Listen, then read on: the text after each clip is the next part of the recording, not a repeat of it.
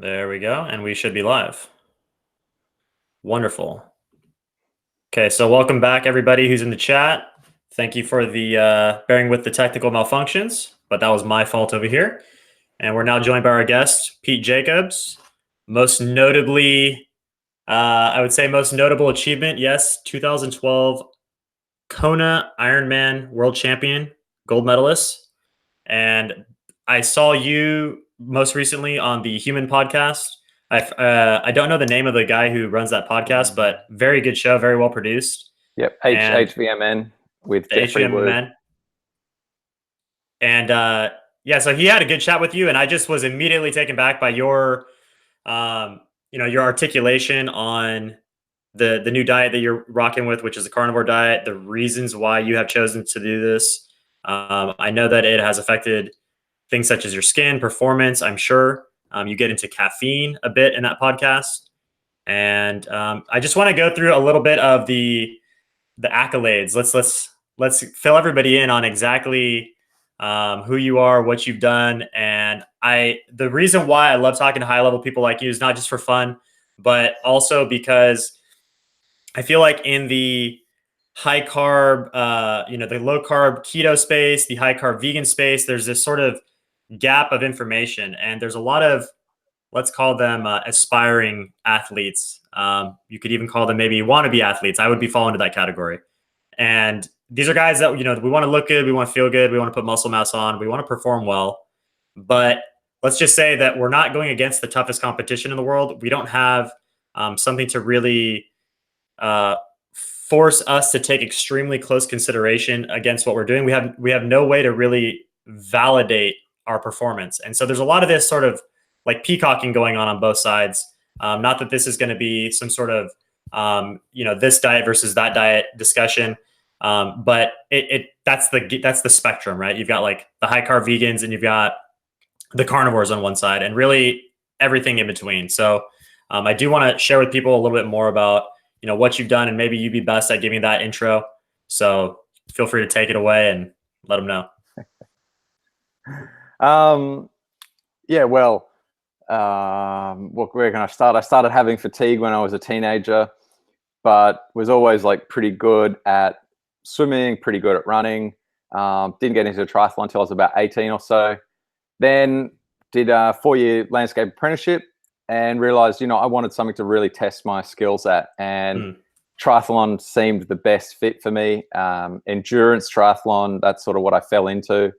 And just loved it, loved going longer. So I sort of started doing Ironmans in my early 20s and then realized after my 4-year landscaping apprenticeship that I wanted to be the best in the world. I sort of by then had the goal of winning Hawaii. And the next 10 years that it took to achieve that goal, there was lots of ups and downs with fatigue issues, lots of unexplained fatigue. At that point, it was mostly just fatigue, I would say. The more aches and pains and joint issues, and that mostly came later, like after I'd won Hawaii and after I'd turned 30. The inflammation really started to cause me a lot of discomfort. So I was able to manage it. I sort of turned my weakness of not being able to do as many hours as other people into my strength, and just acknowledge that I couldn't train as much as the others. I didn't try to. Did what I could, did what I needed to do, looked after my health as best as I knew at that time. And that was enough to win the World Championships. But after that, things got harder, and the day to week of fatigue became a month or 2 months of fatigue. And that was sort of, feeling depressed, just not wanting to get out of bed, brain fog, not being able to even look at emails or any of that kind of stuff. So I definitely still have some of those habitual brain patterns there a little bit. So I fully acknowledge that nutrition is a major part of how your brain functions. But then there's also those habits as well, those patterns that have formed that you kind of need to work on to rewire. Getting a good mindset and working well isn't just eating well. You have to work at that stuff as well. And I'd really worked at the mindset stuff to win in 2012. That was a big part of my win. And yeah, then I wasn't able to, do much, and my results and things got worse as the fatigue lasted longer and longer. And I started around that time, podcasts came in, and I was able to look at a lot of YouTubes, listen to a lot of podcasts, and find out what's really going on. And sorry about the dog. It's all good. And it just ended up taking a while to sort of figure out what was best for me. So I tried quite a few different diets. I'd tried going kind of grain-free, gluten-free. I tried going meat without feet, or meat with feet free, like cutting out meat with feet. And so that was more of plant-based for a little while, with fish and eggs still. And then finally heard a couple of podcasts in the same month. That one was fiber's not great for people with, IBS, and that might help people. And then the other was, if you're keto, don't be scared of protein. So, okay. When I started listening to podcasts sort of 4 years ago, when I started looking at keto, it was very much don't eat protein, or gluconeogenesis will throw up your blood sugar and you won't be keto, blah, blah, blah. And I was all about trying to chase ketones, because my ketones are always quite low, like 0.2 pretty much, unless I'm exercising. Mm-hmm. So I had all these preconceptions that I'd got from podcasts. So as much as I'd learned, I was also hearing a lot of other things that weren't helping and actually distracting me. And eventually I was able to, so put low fiber and increase my protein. So I started edging towards carnivore probably from August last year. And last year I took off training because I just needed a big break, because I wasn't finding answers. My health wasn't getting better. I wasn't able to race and perform. So I was like, okay, well, I'm not racing again until I actually am making solid progress, and have found like a reason that's causing me these issues. So yeah, I started feeling better on the low fiber, higher protein diets. I would only really have a mouthful of veggies here and there. And then it was Low Carb Down Under, a great resource that I listen to a lot of. And Dr. Paul Mason has some great stuff on there. So I contacted him because my mum and I have the same issues. So it was half contacting him for myself, but also for my mum.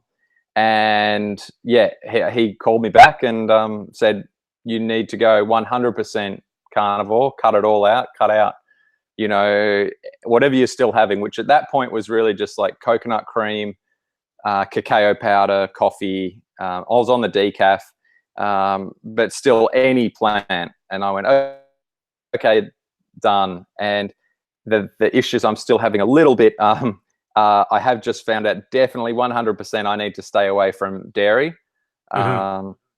So I've still had little ups and downs, but I'm 100% sure now that it's dairy. So, I'll leave that out completely, and just the fish, meat, and eggs. Yeah, but I really enjoy it. Cool. So so I'm feeling better. Awesome. And I want to bring it back up to current day in a second, but I want to rewind just a little bit.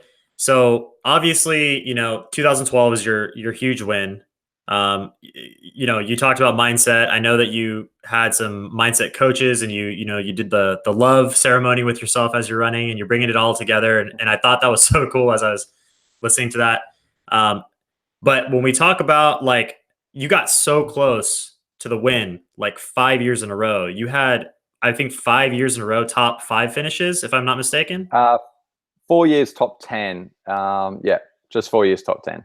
And then the year before you got second, right? Yeah.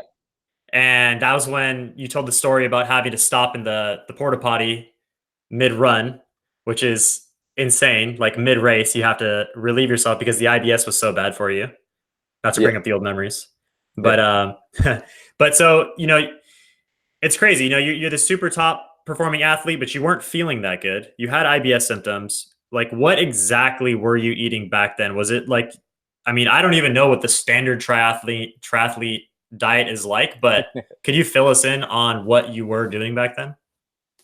I was eating healthy back then. I was pretty much brown rice, spinach, beans, tuna, meat, eggs, and olive oil and nuts. So like I thought I had like the perfect meal every day, you know, because I was getting healthy foods, the healthiest kind of thing that I thought. Hmm. But in my lead up to Kona every year, I would cut out ice cream. So that was sort of like, no, I need to cut out some sugars, and so I pretty much ate the same thing about 3 times a day, I would say, which in some respect was maybe good for me because my gut got really used to it. So even though my gut wasn't great, by giving it the same stuff every day, I think that limited its inability to absorb things. You know, I wasn't off having a curry or a, you know, Thai meal and then a meal from another country and pizza and pasta. You know, I was pretty gluten free, I would say, because like I said, I pretty much just ate brown rice and I didn't eat breads and I didn't hang out at cafes eating muffins and other junk like that. So relative to athletes, I had a good diet. But looking back now, there's a lot of things that I would change. Obviously, I have changed things, but even if I didn't have the symptoms as extreme as what I have, there are things that I would limit. I would definitely limit beans and raw spinach Mm. for their oxalates, their lectins, and that kind of thing. But yeah, generally I was eating pretty good diet, lots of olive oil, so I was getting lots of fat, and yeah, a broad range of, you know, everything in each meal kind of thing. So it was yeah, I didn't have too many gut issues, and I was also having to take, though, in 2012 when I did everything that I could, I was taking a lot of supplements to get my gut stable. So, you know, a lot of the sort of slippery elm and probiotics and those kind of things. Whether the probiotics help or not is really up for debate at the moment, isn't it? So, but yeah, I was taking what I thought would help me at the time. What was your calorie load like back then when you know, like how much training were you doing per week? How many hours per week? And what kind of calorie load are we talking here? Yeah, I wasn't like a huge trainer. Like I said, I couldn't absorb the hours as well as others, but I Even during never your winning even. season? Yeah. I mean, I hit maybe 100 kilometers running 3 weeks, Okay. and that's a lot for me. So it was more likely that I was doing sort of 80 to 90K of running, maybe 15, 16 hours of cycling. And, you know, I would only swim a few times a week, 3, 4 times a week. So it was definitely less than 25 hours sort of thing around there. Okay. But I had a really good plan that because I needed to train less, my goal was that I would do 3 things a day that were good for that would get my body feeling better for the race. So, you know, Monday was my day off. I just did nothing on Monday, but I would still get a massage. I would still have a sleep, and I would still do some foam rolling as well or something like that. So I was always like 3 things a day, whether it's swim, bike, and run, or whether it was, you know, a massage, a swim, and a run. You know, 3 things a day was my goal, and a nap counted. So all that recovery stuff I counted as a session. So that's what really worked for me, that got me in good shape. And I wasn't counting calories back then. I was always doing enough training and consistent enough that I was always getting down to race weight as I Hmm. needed to. I didn't need to do a lot of calorie counting for, you know, either trying to get enough or try and limit. I It just just kind sort of of worked ate. out for you. Yeah, and I just ate to fullness, really. Like I would eat as much as I could, which Mm. is strange because now that I'm carnivore, I mean, I do feel that I could probably eat more now than I could back then when I was filling up and getting a bit bloated with, you know, the carbs and plants and things that I was eating then. That really, I would eat till I was just like absolutely stuffed. Whereas nowadays, you know, I don't really get that feeling at all. I always feel like I could fit more in pretty much, unless I've pretty much drunk the fat out of slow cooker or something. Do you get like the satiation factor that a lot of the carnivore people talk about, where it's like your body tells you to stop eating before you're max to capacity or whatever? No, Or that's funny. I haven't had that, and I'm not sure if it's just part of the changes in my body at the moment. But I certainly haven't had that, like, oh my God, I couldn't eat another thing. I pretty much could always eat more. okay, So that was something that I was just considering. So it's I'm probably going to start just looking at my calories again at the moment, and maybe seeing how that works out in a day, because some days if I haven't eaten a lot and I get to dinner and I end up eating a lot at dinner, because it is a lot of, if you're eating carnivore, you're eating a lot of water. Just steak has a lot of water in it. And then you eat a lot of salt with dinner. So I don't know, I think I'm ending up not sleeping as well, because I usually get up to go to the loo, or it's just because I'm not sleeping as well. But if I do eat a lot at night, I don't always sleep great. So if I have a bigger meal at lunchtime, or even early afternoon, like 3 or 4 o'clock or something, if I've done some training, I'll just eat a lot when I'm hungry. Mhm. So I'm going to just look at my calories a little bit and see if I can just load them differently throughout the day. So when it comes to dinner, I'm not like a bottomless pit at dinner time. So I have found that when I do eat bigger meals earlier, that dinner time I'm not as hungry, and I'm actually just a bit more content at dinner. So yeah, whether it is just total calories for the day that I'm a bit low on, I'm going to start just to have a look and weigh a few of the things that I'm eating, just to get a bit more of an idea on calories and that feeling of being satiated, which, as I said, I can go for hours if I'm training. If I'm exercising and not at home, I'll ride 4 hours and not eat a thing and not be hungry. But if I'm at home, and I think it's more of a mental thing for me, like I'm still looking for a distraction at times. Mm. Just what can I do besides get back on emails, or what can I do besides what can I do that will allow me to sit and watch telly while I'm eating? So that kind of a distraction thing I've just got, I think, is the main issue that I've just got to work on, rather than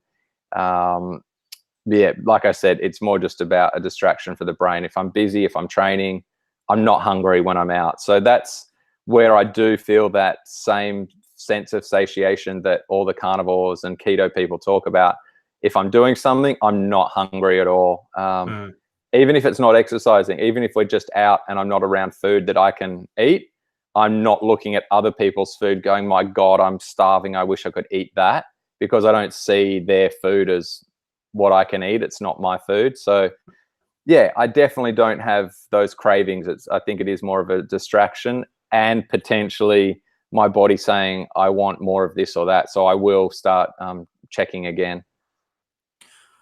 Cool. So what do you think, like, the way you were eating back, let's say the 2012 year, versus like what other guys at your caliber are consuming for food? I'm sure some of them are completely insane with like tracking everything to the hour, continuous blood glucose monitoring systems plugged into them day and night. No.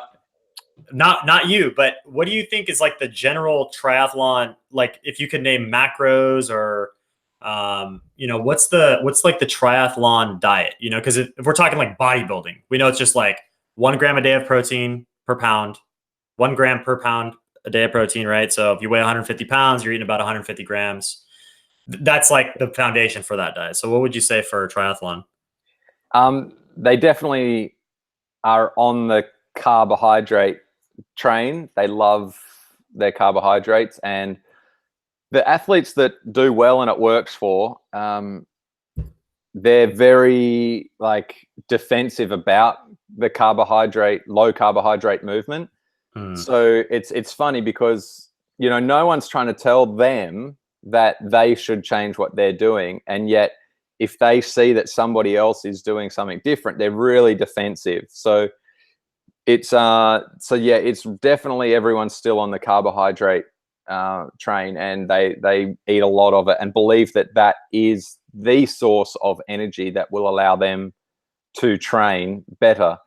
And someone just messaged me on Twitter yesterday saying, do you still feel that explosiveness that you get from a gel?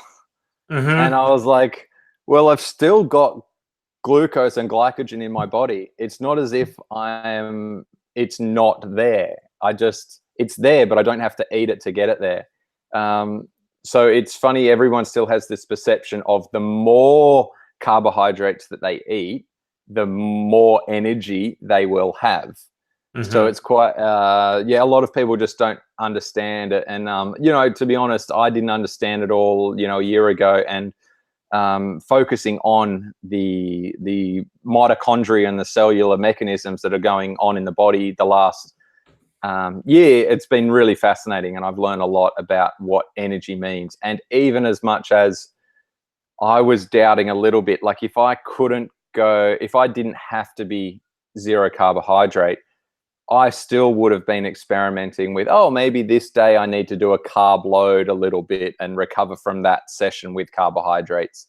But because that's not an option for me, it's actually been like a blessing in disguise, because I've been able to do this experiment, I guess, 100% low carb, like no carb, and prove that the whole cyclical carbohydrates for this and that, it's not necessary. You really just need to go on how you feel.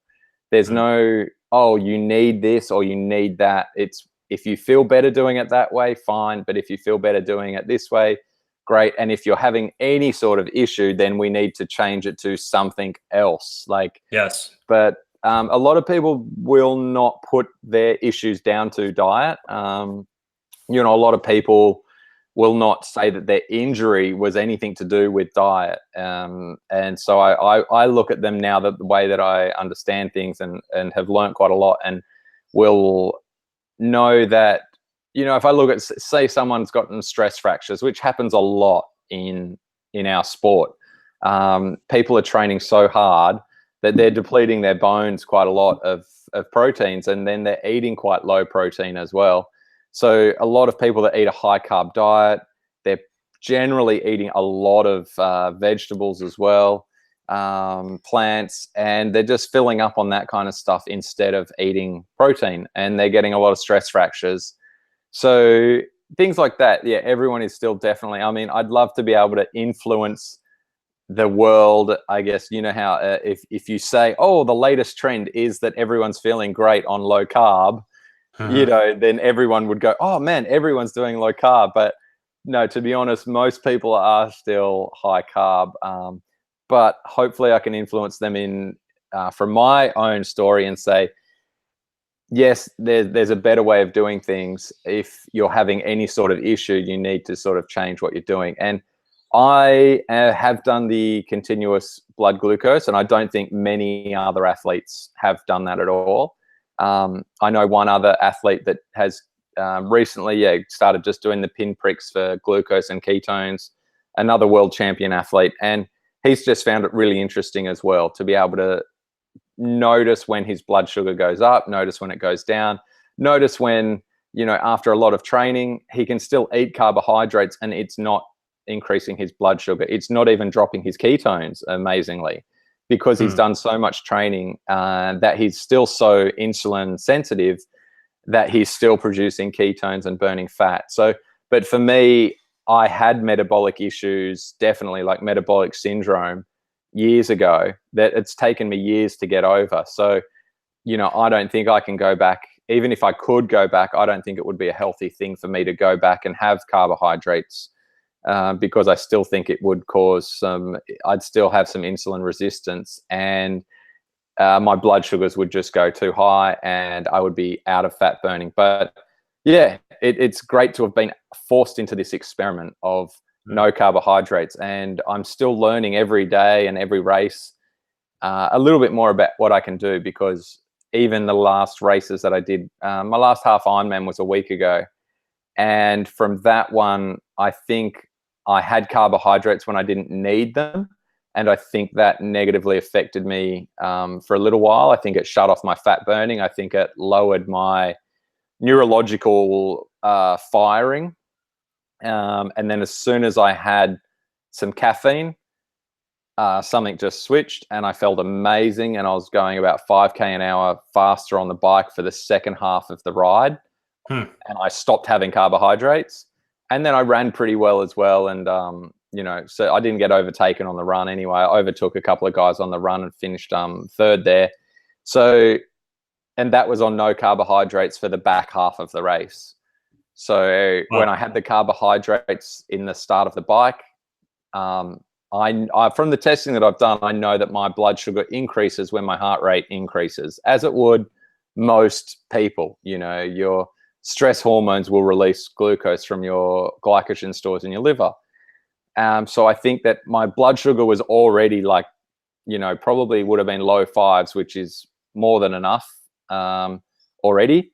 And then just by having a little bit of carbohydrates, I think that just sent a signal to my body to downregulate fat burning. And my heart rate just dropped by, about an hour into the race. Everything just dropped off. And again, that's neurological as well as physiological. And so the caffeine, whatever the caffeine did, it was enough to trigger some hormones that, just brought me back and I felt amazing. So I know that I can do a half Ironman on no carbohydrates. I just want to get that level right of maybe there's a time when I need a little bit and a little bit will help. But maybe it's more just for a half Ironman, a 4-hour race. Maybe it is just more, just more caffeine or using the ketone esters as well. And yeah, just a tiny bit of carbohydrates perhaps, but yeah, still finding out a few things about how my body works exactly and how little it can operate well on, I guess. How long did it take you to sort of adapt once you started going the zero carb route? Because you said it's been since August, right? Well, So you're almost a year. Yeah, pretty much. Yeah, probably. Yeah, pretty low carb. Definitely since like Christmas, around, well, even the 1st of Jan, a bit more. Okay. So.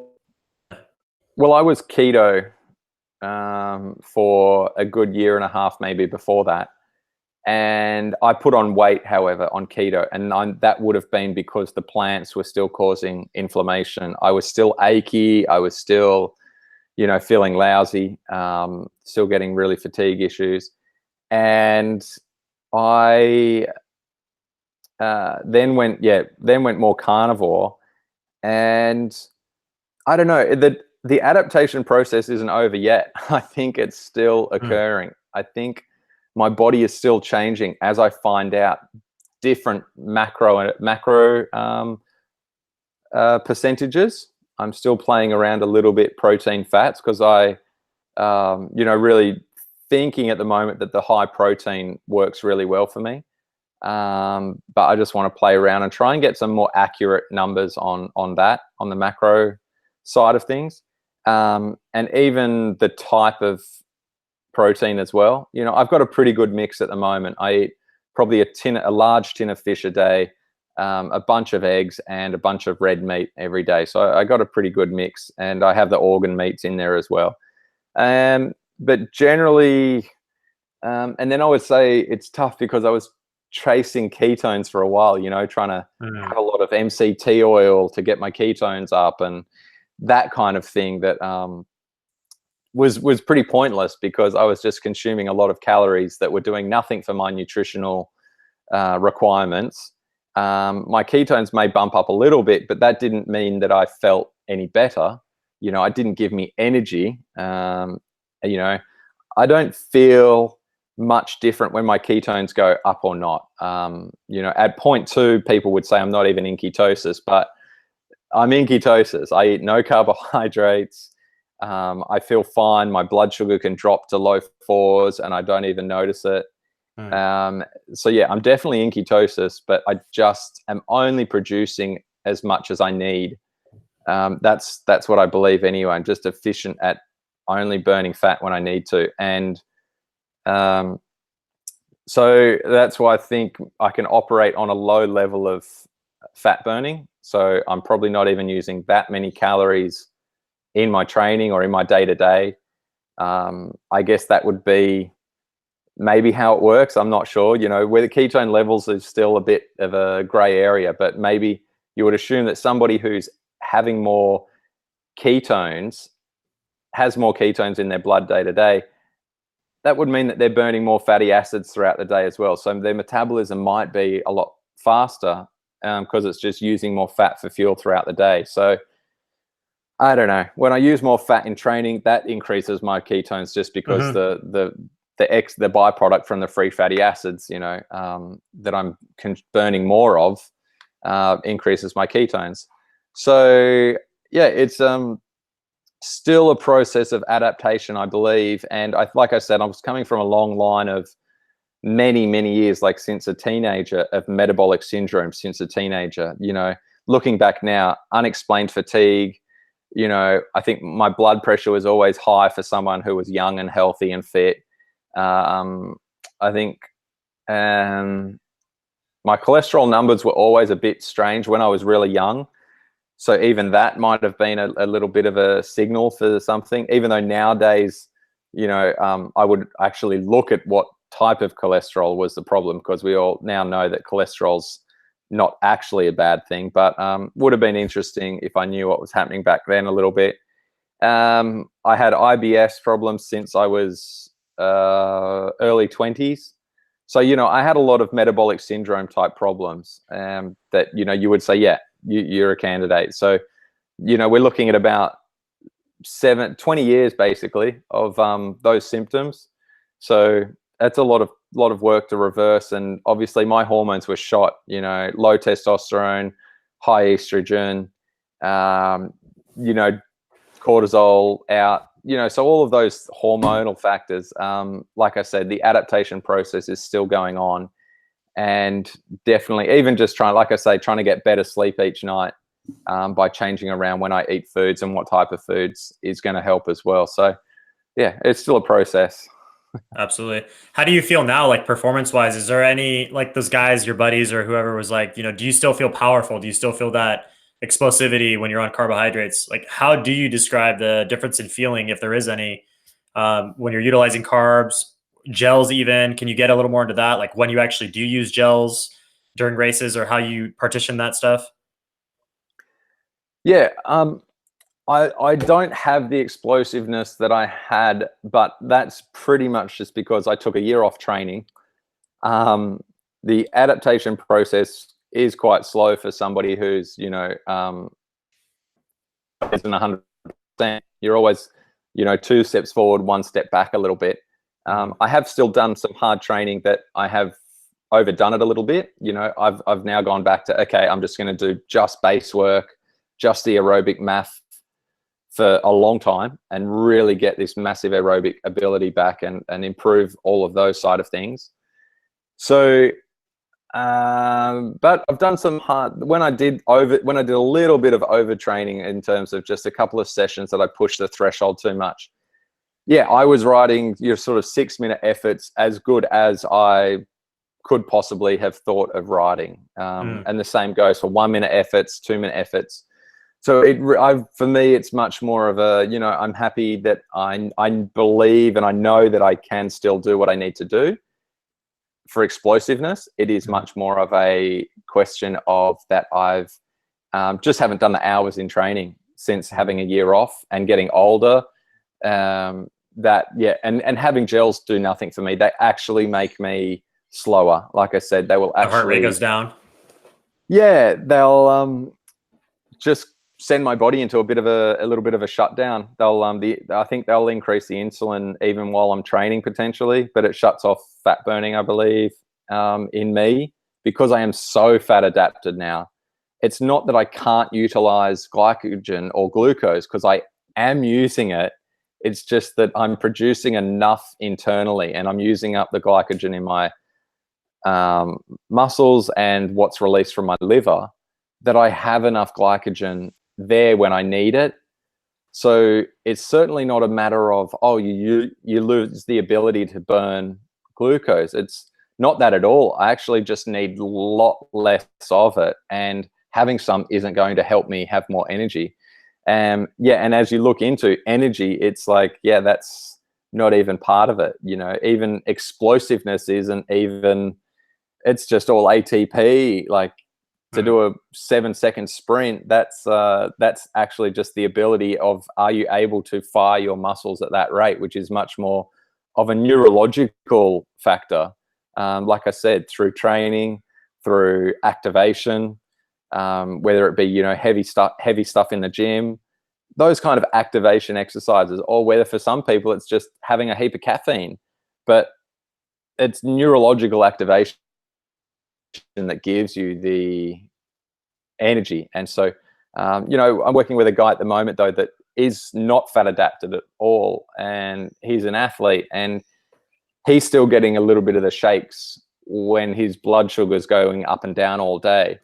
So for him, I'm like, oh yeah, you need some carbohydrates when you go train. You certainly can't do what I do, but you just have enough just to get you back up to around the 5 millimole.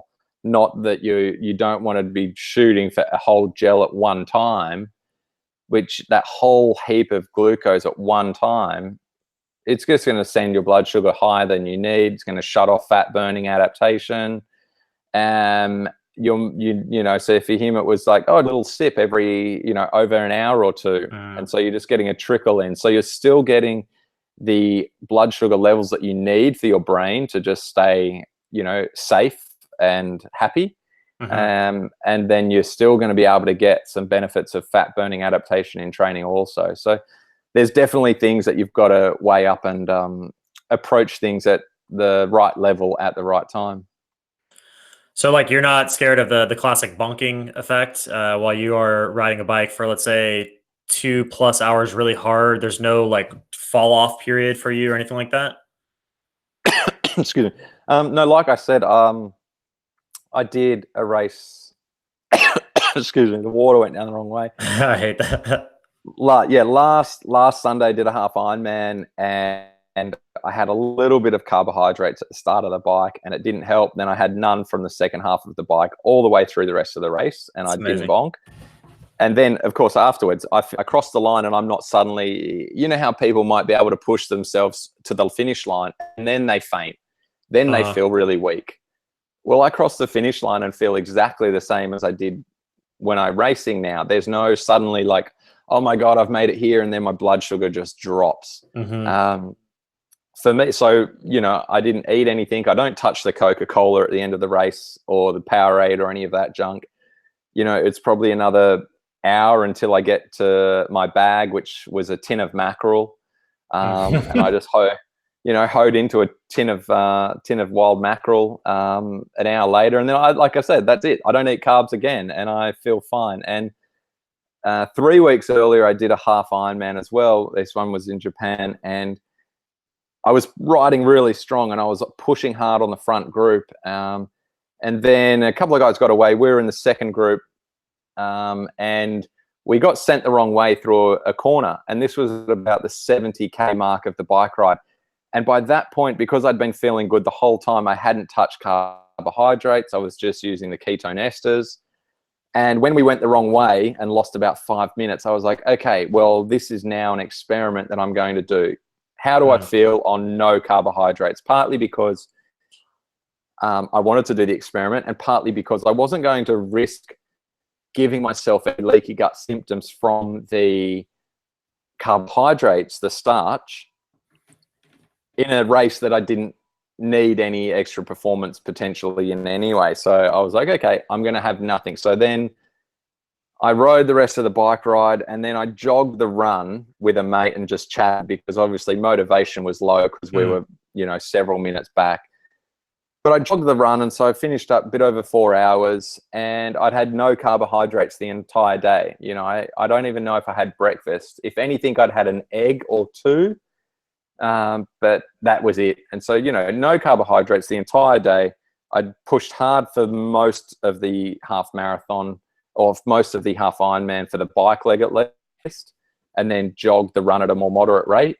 And yeah, again, it was probably an hour later where, you know, I refueled with some mackerel, and exactly the same. So yeah, I'm not having any bonk. I'm not afraid of bonking, and I I mean, I don't know. That would be really interesting. But it's one of those things where people say, oh, well, you need to carb load, or you need to do this to get extra glycogen into your muscles. And it's like, well, what are we basing that on? How many studies have there been of muscle biopsies or liver glycogen store biopsies? Like, do we actually know that by eating more carbohydrates that you as an individual are storing more of that as glycogen? Or basically, if you just do less exercise in the days before the race, if you stay off your feet, you do very little, you're going to store glycogen even on a no carbohydrate diet. So the risk, if you're on a low carbohydrate diet, of following advice to increase your carbohydrate intake before an event is potentially just risking causing inflammation by increasing insulin, by having foods that you don't normally eat that could cause some gut reactions. And is it even increasing your glycogen to a level that even matters? Because unless you're in an event where you literally are going for, let's say for me, so I can go hard for 4 hours and not have an issue. But I'm incredibly fat adapted because I eat no carb now. But let's say someone's moderately fat adapted, they can get carbohydrates in the event. So to try and store carbohydrates, maybe to absolutely no benefit, because A, they're not going to run out of muscle glycogen, they're not going to run out of liver glycogen, and anytime their blood sugar goes a little bit low, they can top it up with the many, many aid stations that are available. It's a bit pointless trying to do that, and it's based on so not a lot of research, certainly no research around different types of diet leading into it. And, there have not been that many studies that have done the muscle biopsies and the liver biopsies. And then how many studies have done the biopsies at the end of the race to see, oh, you only had, 5 minutes worth of glycogen left. Luckily, you ate all that junk food before the event, because otherwise you might have run out 5 minutes before the finish line. So, where that point is that people are going to run out it's a bit of a, no one knows. And maybe it just won't happen as long as you're still able to get to an aid station or carry your own drinks anyway with carbohydrates. So I'm not worried about bonking whatsoever, to answer your question. I feel like also like the first generation keto guys that were trying to do this endurance stuff, particularly I remember Ben Greenfield years ago was talking about doing long cycle rides, even doing maybe triathlon, and he's talking about sipping on like MCT oil as he's riding along on the bike. And back then, I had just gone vegan at the time, so I was not interested in this type of low carb message. Like that didn't even seem possible as a vegan, and that seemed like the way to go, or not the way to go for me. And I was, of course, bought into the hype train of the carbs. And you've got I don't know if you're familiar, but the Durian Riders of the world, one of the biggest vegan advocates, cyclists. This guy's out there, eat the carbs, eat all the carbs. Like I had that going on in my head, and I had started cycling, and I was trying to get information on this message, but I don't know. Like, it seems like if you're already fat adapted, why do you need to carry fat with you? And that seems to be what happens if you're so fat adapted like you at this point, that you really don't even need to be eating anything on the bike while you're out there. Do you worry about electrolytes, or is there anything else that you're taking as you're on the bike? Or on the run or anything? I just take, I know. I just train with just salt now, just regular old salt. Celtic sea salt is the favorite. Himalayan's up there as well. So yeah, just salt and water. I might occasionally just have a little bit of, if I've got some around, I might have a little bit of biltong. If I'm going on a long ride, I'll be like, oh, well, I'll just put it in my pocket. That way, if we stop and I just want to chew on something, I'll just chew on a bit of biltong. But, really, there's nothing, because, I mean, that's the funny thing, that whole, if I could take something, I probably would take it. But not being able to take it, I'm not noticing any difference at all. And like you said, now that I'm aware that I'm so fat adapted that I can go really hard for 4 hours, in a race, I'm quite confident that I can do a 4-hour cruisy or even a moderate bike ride in training and pretty much just be burning fat and not really do too much to my liver, like glycogen stores. And even then, I come home, I eat a huge meal of protein and fat, and and I'm going to replace those stores pretty well overnight. But even so, I've always been a more fragile athlete who couldn't train as much as anyone else, even when I was younger. So I'm not suddenly going to be able to reverse my health issue and start doing 4-hour training weeks and hard sessions back to back. I was letting the connection filter back in. It cut out for a second there. So you said you were talking about still limiting your training time. Yeah, it's I'm just not worried about anything that I need to take while I'm training, because it's I'm just only just taking the salt and water, and it's just I actually enjoying the experiment of not having the option of taking other things that are going to upset my gut and cause me some autoimmune reaction. So it's an experiment, but it's working out really well. Okay, so 3 things I have to mention before I forget. In your other podcast, you were talking about MCT oil giving you IBS symptoms, and that's really funny because the last 2 days I've actually had bulletproof coffee, which I never have. I usually just go intermittent fast till about 2 or 3 p.m. That's really easy and natural for me. But both days I had what could be considered IBS symptoms within a couple of hours of consuming the coffee with the MCT oil in it. And I found that very interesting. And it was almost like a placebo effect, really. Like I heard you say that and I was like, wait a minute. And the next 2 days I had the MCT oil and I had issues, and I never have IBS symptoms anymore because I eat mostly carnivore. So that's one thing. Second thing was I wanted to ask, like, what do your peers think about what you're doing, and are they considering doing it with seeing your results, or are they like, they think you're a madman? And then there was a third thing, but I guess I'll let you hit that one up first.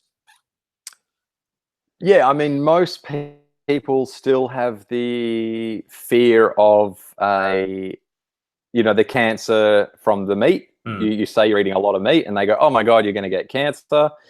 And a lot of people think that you're missing out on a hell of a lot of nutrients that are vital, that you only get in plants. So that's their other sort of thought and question. And then if I've got enough time and we talk through it all, as I did on the weekend when we were in Korea at a race, and there was an athlete from France, and I've raced him for like 10 years. Don't see each other often because he's in France. But after the weekend, he sent me a message and said, oh, look, I'm interested a bit more in trying to lower my carbohydrate level a little bit. So what would you sort of suggest? Because he's definitely a high carbohydrate athlete. And I was just explaining to him how if you're always putting in just a bit more than you need, like in training particularly, then you're always just going to be using that predominantly and shutting off your fat burning. And that's the main thing that I think it's not so much about, oh, you need to be carnivore, but just look at carbohydrates as the more that I eat, the more energy I'll have. It's just about getting them to go, oh, I only need to be here. Then I'll be fat burning, but also still have some carbs in my body. And so, he's, and that's sort of the, you've got, but a lot of them really are just like, hang on, I've heard cancer, I've heard high meat, and even just on Twitter in the last 24 hours, I put up my mum's and mine breakfasts on Twitter that was just steak and eggs. And a few people are a bit like, oh, I'm not so sure about that. Like, aren't you worried about this or that? And one vegan or vegetarian, he's vegan actually, wrote back and just sort of said, oh, but we're made to eat plants. We've evolved to eat plants. And he sent me this link to a Milton Mills. You've probably heard of him. And he's a Seventh-day. He's a Seventh-day Adventist that does this presentation on why we're made not eat meat. And I mean, it was so full of, and it was like, oh my goodness, you know, this guy's a Seventh-day Adventist on religion. Hang on, And Pete. Pete, hang on one second. We're getting a little bit of choppy. Let's let the connection recover, hopefully. I'm on a new setup over here as well, so I don't know if it's me. I don't know. We'll let it retune there. Okay, so back to Milton Mills, the Seventh-day Adventist. He was doing his presentation. Yeah, and it was just funny when you, look at. I watched the video very quickly, and oh my goodness, the arguments were just like a sort of 5-year-old's kind of arguments, where he was turning things that were legitimate reasons why we're made to eat meat, and saying that those are reasons why we're not meant to eat meat. Even like something as simple as our stomach acid, saying that, well, carnivores have a really, acidic stomach acid and a low pH, and kind of just didn't mention that our pH is actually incredibly low as well. Yeah. I didn't know that until about a year ago, really. And I'd been vegan for 4.5 years, and I was like, really, we have a low stomach acid. Interesting. I always heard that we weren't really meant for that. And oh man, it's so interesting when you start diving into that rabbit hole. It's like it feels like you've been tricked with like a magic trick, basically. Like, look at this shiny hand, and really all the obvious stuff is happening right here. Yeah, it's crazy. Yeah, exactly. So he went through like all of these silly reasons why we are exactly like an antelope and nothing like a predator, like a lion.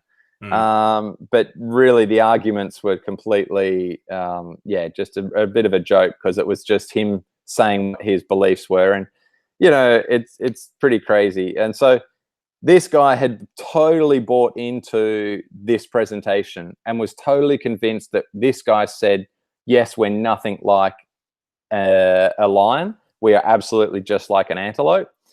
And my only thing that I ended up writing back this morning, I wrote back quite a lot of things, but the last thing I wrote back was like, our brains, we have big brains. That is the difference between us and all of these other things that you've listed. Like, you listed all these things about the length of our intestine, or the ways that our eyes are, or our jaw isn't the same as a lion, and things like this. And he's like, well, we're nothing like that. And I said, well, but we have this brain, and this brain we've evolved to make weapons. We're able to kill things from a very long time ago. Our brains are made up of animal fats.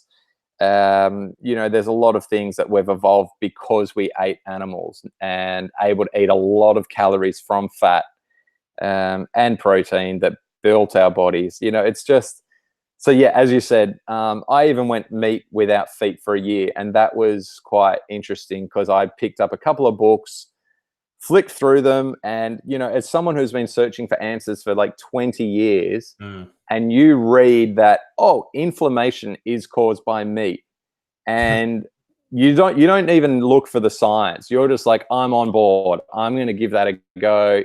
If it's going to make me feel better, I'll do it. And that's why carnivore is so easy for me to cut out all the other things that I would enjoy. Like, easy to cut out coffee, chocolate, ice cream, all the things that everyone else is like, oh, I couldn't live without this. I couldn't live without my bread or that.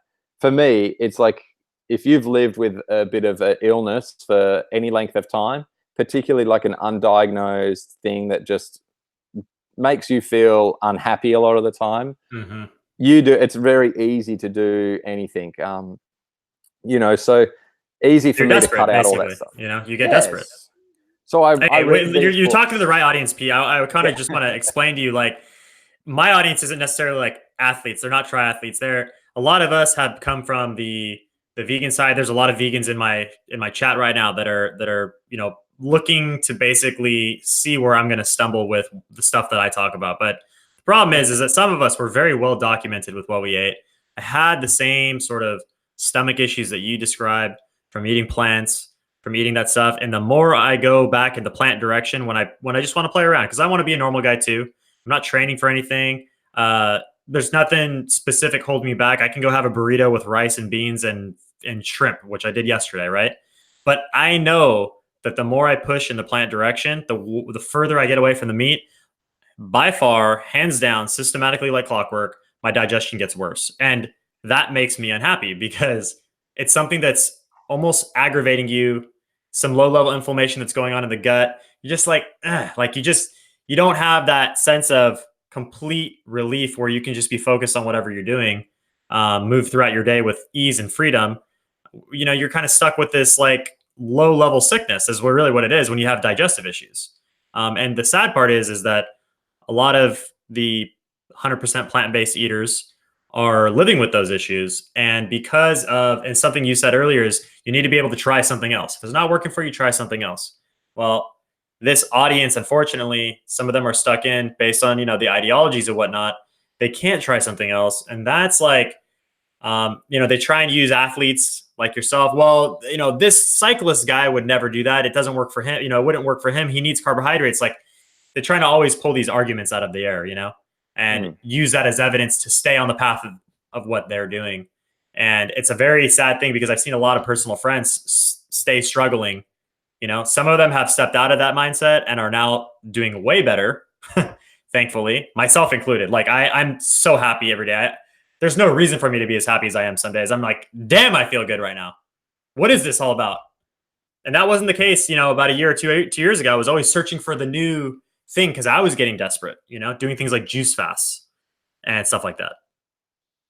So that's my audience. I just wanted to like fill you in. So you're talking to the right crowd when it comes to like IBS, poop symptoms, all that stuff. We're very familiar with these chats. Yeah. Good. So I think I was talking about the I probably finished up. I don't know. I think I might have finished up what I was saying. What was your? I was waiting for your next question. Then I think. Yeah, we were talking on email before. That made me think on email before this. You were mentioning like, how athletes can perform better if they were not having a vegan diet, perhaps. And it's a funny thing with athletic performance is there's so many factors that go into whether someone performs well or not. So it's amazing. You can do incredibly well in spite of X, Y, Z. And I see that all the time happening. And that leads to a lot of these myths that end up perpetuating for an individual athlete, but then that athlete will pass on to other people and other athletes. So often it's like, even as something as silly as, oh, I ate this for breakfast and then I had a really good race. And so now I eat that for breakfast every single race that I do. Even when other races don't go so well, it's like, oh, but I had that one good race eating that. So it can't be that. I'll try and look at everything else.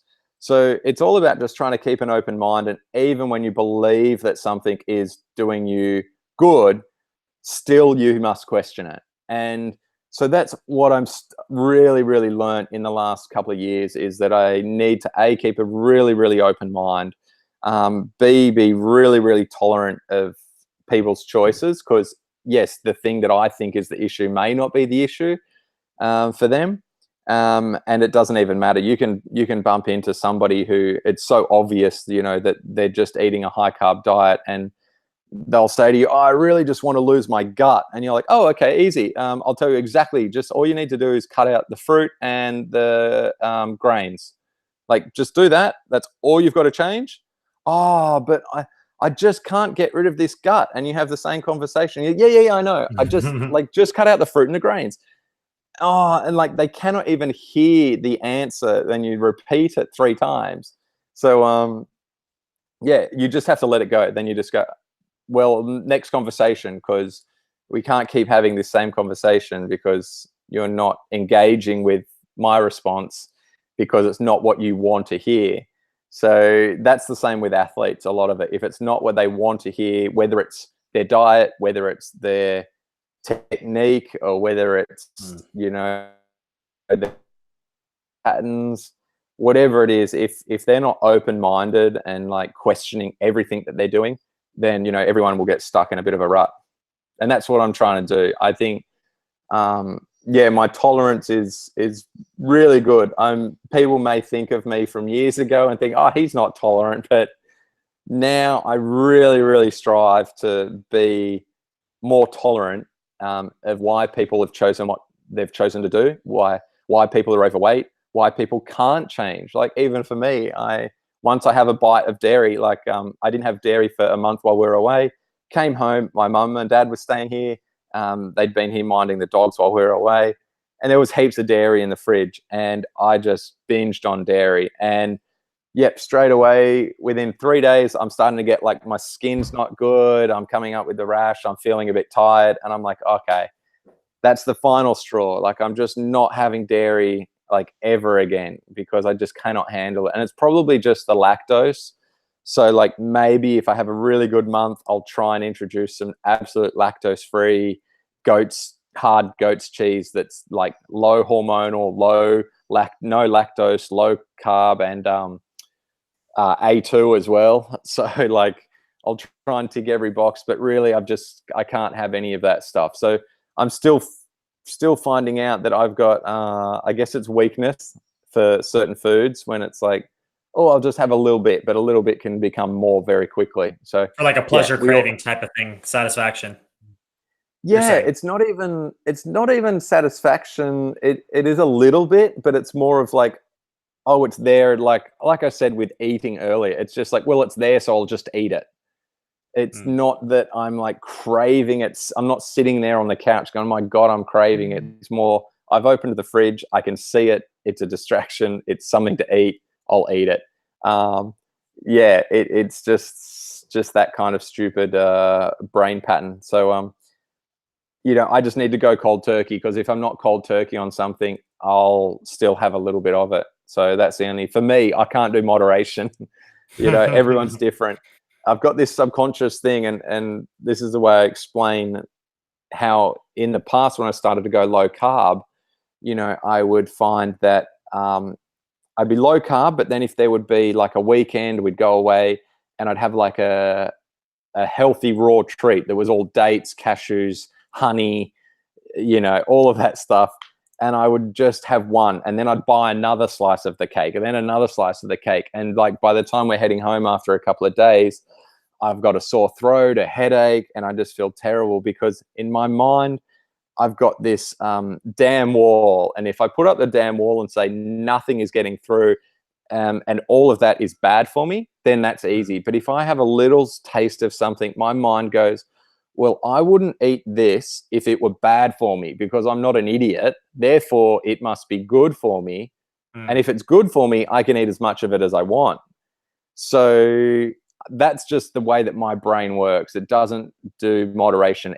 Things are either good for me or bad for me. And it's funny that that's not just like metaphorically or like how my brain works, but that's actually how my body works. I'm now down to fish, meat, and eggs, and anything else, even a mouthful of foods that I don't tolerate could derail me. So it's funny that my brain has been telling me for years and years, there are things that are good for you and things that are bad for you. And finally, I've narrowed it down to how that fits in with everything else. Have you tried to do the 8-hour session? So you said you've competed in the half Ironmans. Like, have you done the full-fledged Ironmans or longer sessions? Do you know how your body reacts under those hard conditions? Not yet. I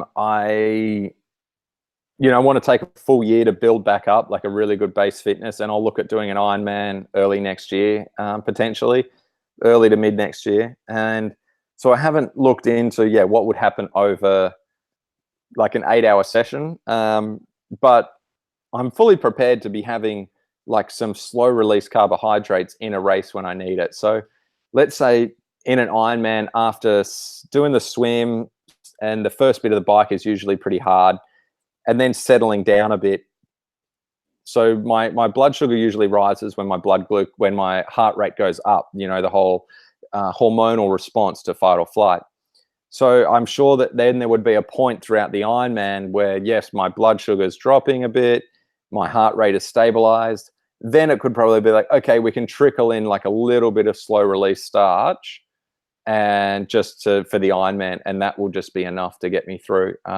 Yeah, I'm fully prepared. And then on the run, whatever. If I'm on the run and I feel crappy, I'll have a glass of Coke. It's like anything, when it's an Ironman, it doesn't matter if I get some, inflammation in the days before. Like, I'm going to have inflammation, and if the cost of it is that I've got adding to that with a bit of leaky gut symptoms or removing a bit of the mucus layer and causing inflammation, then I will. And a funny thing as well, that when you start looking at what could possibly be causing irritation to the gut, it's literally any processed foods, because even a lot of people use those effervescent salt tabs that have a bit of flavor in them and they fizz, and it doesn't taste like plain salty water, so people like them. But even those have the anti-foaming agent that is in those effervescent tabs strips the mucus layer from your gut. So really, there's nothing. If you want to be really good on your gut, you just don't go near any chemical processed food additive type things, because you just never know what's causing issues. Yeah, I agree with that. The more I keep playing with stuff, Diet Coke, Red Bulls, even sugar-free stuff. I mean, coffee, I think, is not probably the best thing either. And I'm a big coffee lover. I've been drinking it my whole life. Like, all these things, they just seem. What's that? Most people love coffee, and I think if you said to people like, "Oh, you've got an allergy to coffee," that would be tough. But like people like myself and my mum, who have been dealing with autoimmune symptoms for a long time, it's easy when people say cut out the coffee. And for me, the cutting out the coffee is also just good for my brain stimulation, the nervous system, the central nervous system. Much better if you're just not hitting it with caffeine several times a day as well. No, I totally agree with you. I mean, I recently did an experiment where I quit caffeine for like two almost 3 full weeks. It was not hard at all. I mean, the third and fourth day, I still had some persistent headaches, like maybe about an hour each day. But after that, I mean, it was like I had full focus throughout the day, no issues with energy dips, no napping in my chair in the afternoon. Just overall felt really good. And it was funny because that's another one of the knocks that people have on carnivore or keto. They say that nobody's out there really doing this low carb thing without caffeine stimulation. And that's not really a fair assessment, because first of all, they don't know what everybody's up to. And then you got guys like yourself who don't even really, you're riding a bike, or not, I keep saying riding a bike, but you're doing Ironman training for 4+ hours at a pace that not many humans could keep up with, I'm sure. And then you're not even into the caffeine. So it just depends on the individual, and but my experience is that we don't really need caffeine. That's for sure. I mean, I feel good without it. I know that for sure. But I do like it from the addict standpoint, because I'm a little bit of an addict with it. Yeah, I recommend to people that ask me that come to us as clients, my wife and I, with our business, Live Your Own Fit, and my performance team. If they're not sleeping well, if they're waking up feeling tired, and you can just see, and from talking to them, their circadian rhythm's pretty messed up. I'd say, okay, well, you've got to cut down to decaf, because I mean, nowadays you can get decaf that tastes pretty much like the other stuff, the real stuff. You just got to find a good one that you like. That's it. And the decaf, I mean, it's still got some caffeine, so you're not going to suddenly just get major withdrawals.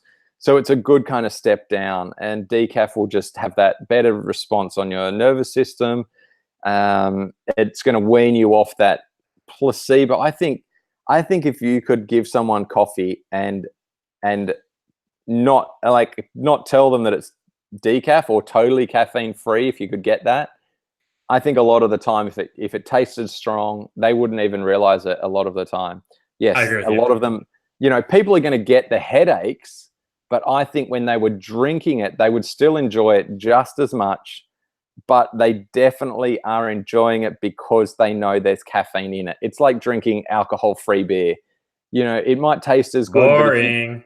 If you tell someone it's alcohol-free beer, they're not going to enjoy it as much because it doesn't have the drug in it. And even though it's mostly placebo, if you're just having one or two. And the caffeine is just placebo as well, whether you need 6 or whether you just have one. Perception is everything, and that's what a lot of the fat burning and energy problem and everything is. Like, people believe this perception of, oh, if I eat something sweet, I will have more energy, and it's just perceived energy. It's not actual more energy, which is why caffeine does work so well in races, because perceived energy is everything. Central governor is the controller of energy. Your brain controls your level of activation. So, to say that, caffeine or other stimulants aren't important in a race, that's that's just absolutely limiting yourself, because that is the controller of your body in a race, of how hard you can push yourself. So as soon as your pain tolerance and motivation starts to fade, you will slow down. And no matter how well you've trained yourself, it's just comes back to how much your brain can sustain. So what do you think now? Like, I kind of want to just get a read on how you feel on a day-to-day basis. What's your just general energy levels like? How's the gut issues, the skin issues? Has pretty much everything cleared up? Is there anything that you're still kind of like working on as far as No, health concern? yeah, everything's good. I mean, before we went away for a month, well, basically we were away all of June, and I decided, right, I'm still getting like little ups and downs. So it was easy just to not pack any supplements. So I packed no whey protein powder. I packed no vitamins. I packed no other supplements like, cordyceps or amino acids. I left everything out and left it all at home. And I just wanted to be like, okay, let's just get back to baseline for a month with nothing.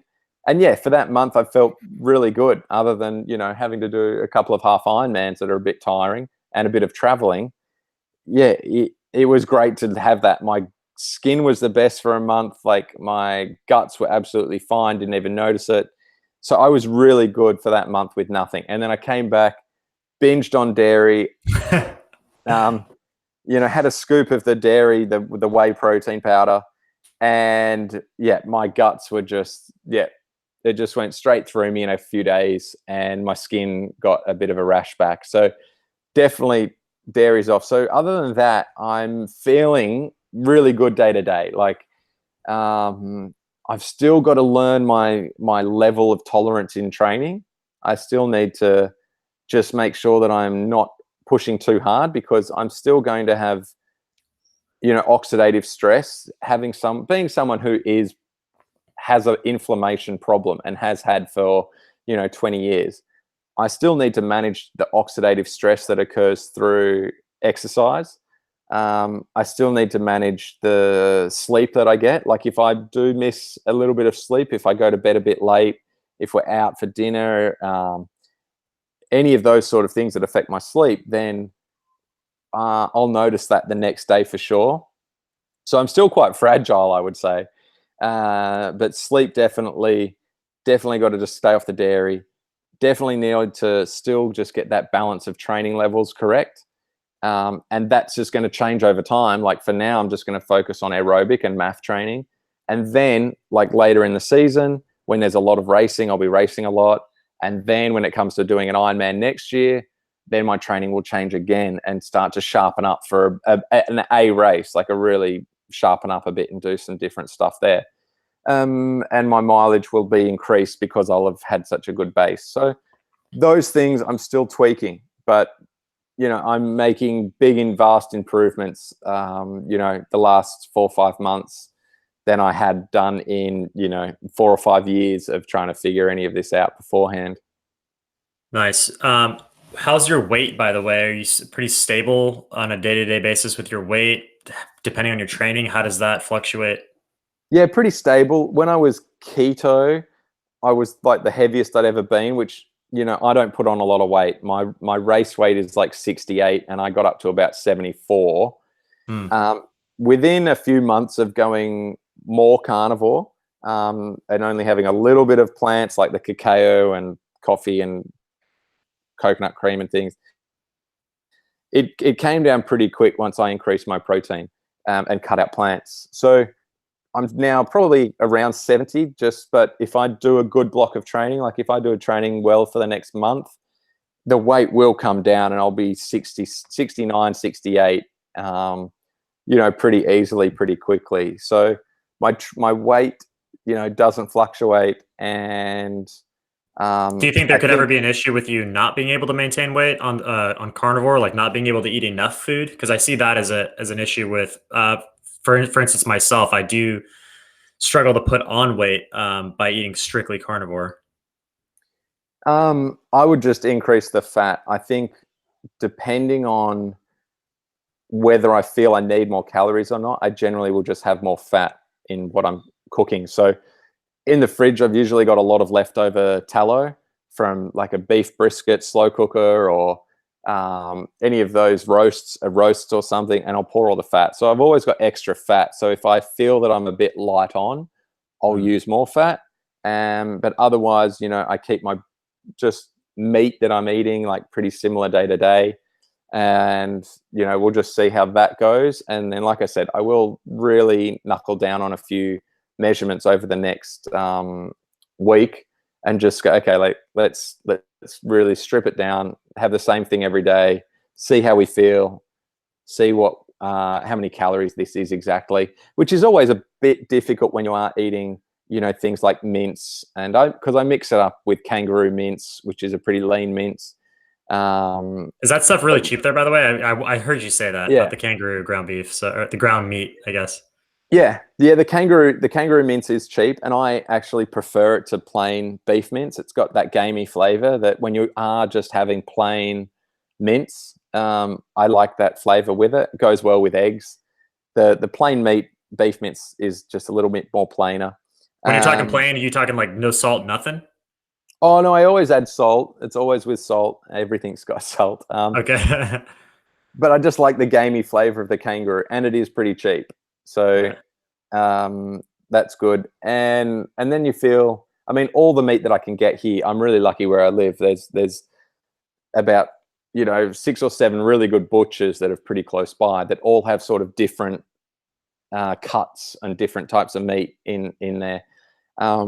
But I feel like the kangaroo is good because it's all wild, it's grass fed, and yeah, it's just something different for a different flavor. Then I'll just track what I'm doing, and I think my weight will just be fine, and just do what it needs to do according to my training. And it would never be a problem trying to keep weight on. I'd just add a bit more fat into those meals out of the fridge. Yeah. That's fascinating. Do you see any changes in the near future to your diet, or are you just like pretty much going to go straight forward with what it is now? As the training ramps up, you just eat more food, probably like the same stuff, but just a little bit more of it. Yeah, pretty much. It would just be the same but more. And the first question that people ask often, well, not the first question, one of the questions some people ask myself and my mum is are you going to get better? Like heal, permanently heal. Yeah, like permanently heal so you can go back to eating plants in the future. Yeah. And it's funny because my mum and I don't even really think about it much. We're just like, we don't care. We're just feeling good. And if this is what we have to do for the rest of our lives, that's fine. And the chances of being able to go back to eating plants and things is really, really slim. I mean, there's been carnivores that have been doing this, like Amber O'Hearn and Michaela Peterson, that have the autoimmune type reactions that as soon as they have anything, and they've been doing it for years. It's almost like they get more sensitive. Yeah, I think you do. Well, you definitely get more sensitive to things that you eat that you don't normally eat, for sure, which I think is why I had such a reaction to the dairy, because it's like, okay, no lactose at all, no sugars whatsoever, and then you have this. And the same goes for people that cut out wheat. Then you have a piece of bread, you feel really bad, whereas you used to be able to eat bread. Your whole gut microbiome changes according to what you ate, not, you can't alter that really. It's not like, oh, let's just have a probiotic to get more diverse, then you'll be able to eat more diverse foods. I just tried that, by the way. It didn't work. No, it doesn't. So with all my testing that I got done since I was a kid, for stool testing, it's funny the way that we were focused on the gut and trying to get rid of this blastocystis hominis and other parasites, and none of that worked because we were trying to change, like reverse engineer things. We were trying to get rid of a bug that's in my stomach, but that's in my stomach because of what I eat. And so it's like, now that I looked at Phil Maffetone was brilliant. When I met up with him a couple of years ago, maybe more, he said, don't worry about your gut, because your gut will change when you get healthy. And if you get healthy and you're eating the foods that you're meant to eat, that is what your gut is meant to be like. So it was great because I was like so over stool tests. I must have done like a dozen in my lifetime, at least. And none of them ever went anywhere. So now that I fully understand, like, oh, we don't need to like measure what's in your gut, do all these tests. It's like, if you feel crappy, change your diet. And then if there's still a problem, then we can kind of go, well, maybe there might be something really bad in your gut that we could maybe do something for. But I mean, I don't have any gut symptoms. I would never complain about having a gut parasite or anything anymore. None of my symptoms would say that I had anything wrong with my guts now. So it's funny how most practitioners are focused on the gut that I went to. Most of the sort of naturopaths or holistic nutritionists and all of that, it was always about the gut, and it was just a waste of time and money for me. So it was a bit frustrating looking back. And it's become the scapegoat. I don't know if you're familiar with this, but it's become one of the scapegoat excuses. Again, I don't want to use the V word, but I don't want to get you in any trouble over here. I'm sure you have colleagues and whatnot and people you train and work with that are doing plant-based diets, and great if it's working for them. I'm totally down with that. I say it all the time here. However, there's plenty of people who it's not working for, specifically because of the digestive issues. And what's happening is there's one guy on YouTube. His name is Goji Man. I don't know if you've heard of this guy, but he just graduated with his master's in nutrition. So he's not even like a full-fledged doctor in the field or anything like that. He's in the UK, but he's got everybody on YouTube in the vegan community believing that if somebody has issues with their gut, that they need to send him stool samples and he can straighten them out with like the I actually forgot the name of the medication that it's an antibiotic actually, but it's specifically meant for the gut. And he's basically saying, if you didn't try this step, and he's got all the vegans believing that as well, that if you didn't go through this one last step, sending him the stool samples, then you sort of failed veganism. You like, it's your fault basically. And it's a really sad thing because it's allowing a lot of people that are sort of stuck in the mindset that are having these issues, these digestive issues. They're just like, oh, well, this guy will be able to straighten me out. This one guy over there across the world in the UK, if I send him my poo, he'll fix my problems. And you've got people like us that are just jumping ship, eating the meat, and we are feeling so much better. Like in the first week, it's so hard you can't tell me that what I'm doing is not working for my body. I don't care what the studies say. I feel good, and you seem to have found that as well. Yeah, it's really funny and then the problem is, like, he won't hear, like the people that I saw, he won't hear back that it didn't work for however many people that it didn't work for. He just will think that it worked for everybody that he sent this antibiotic to. And that's his belief, but he won't follow them up. He won't hear back, because when you're feeling lousy, you don't even have the energy to write to someone and say, well, that didn't work. You just move on to the next treatment? Desperate treatment. Especially if their treatment was like the one that you believed in, and that was their key treatment. It's like, oh, well, I got their A treatment. Yeah, good point. Yeah. It's not like I went in and they said, well, we'll start off you with like the D treatment, and if that doesn't work, we've got C, D, C, B, and A to go through. It's like, we're going to do this. You will feel better. You'll feel amazing, and like come back and tell me how good you feel, and like we'll do the next step. And it's like, you don't feel good, you don't go back. Yeah, And you've good spent point. so much money. It's like, well, I can't just keep going down this rabbit hole that did nothing for me, and it cost me a lot of money. Yeah, my health issues have cost me a lot of money in my lifetime,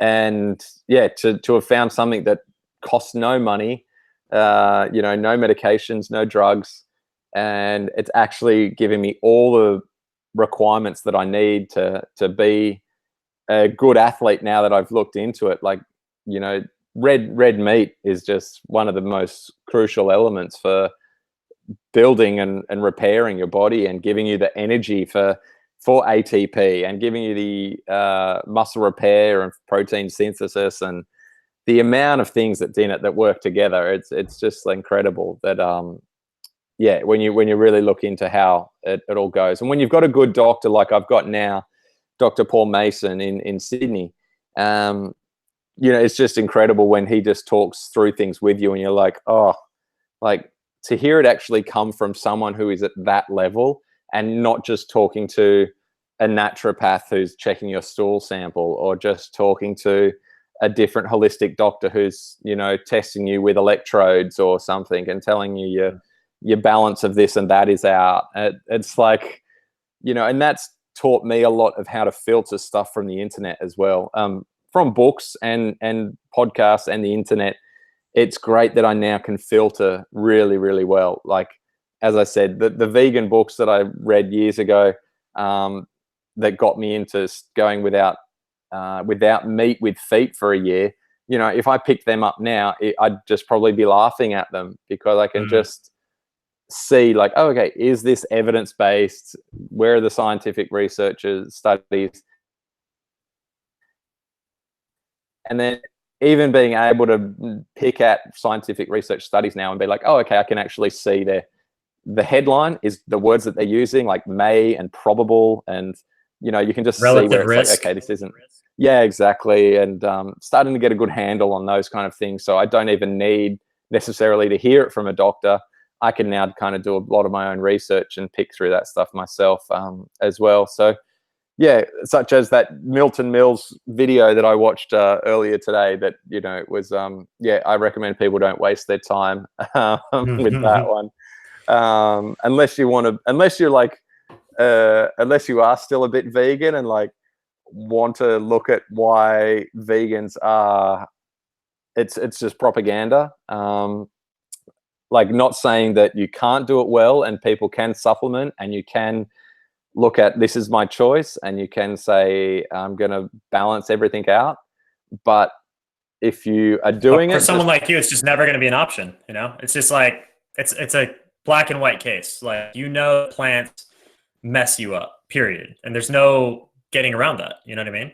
yeah, absolutely. Yeah, absolutely. And yeah, so it's easy. It's an easy decision just to be like, oh, this didn't work for me. And now it's sort of, it's funny, like, even if people eat plants, I've learned enough about plants to be like, well, maybe just avoid eating this and this when you're also having your steak. Like, I'm not saying don't eat plants, but just be aware that they can inhibit some of the absorption of the really crucial things when you are eating your steak. Like, you don't want to limit the absorption of the good foods that you're having from eating that at the same time. So yeah, it's good to have a bit of a balance of, yep, I've been there. Like, if you do it really well, if you supplement, then great. And if you're doing it because you really ethical reasons, which is funny because it's also questionable now with, Absolutely. well, if I kill one cow and that could feed me for 6 months, or I've got to strip. Pete, you're so in on the conversation. I'm impressed. Know.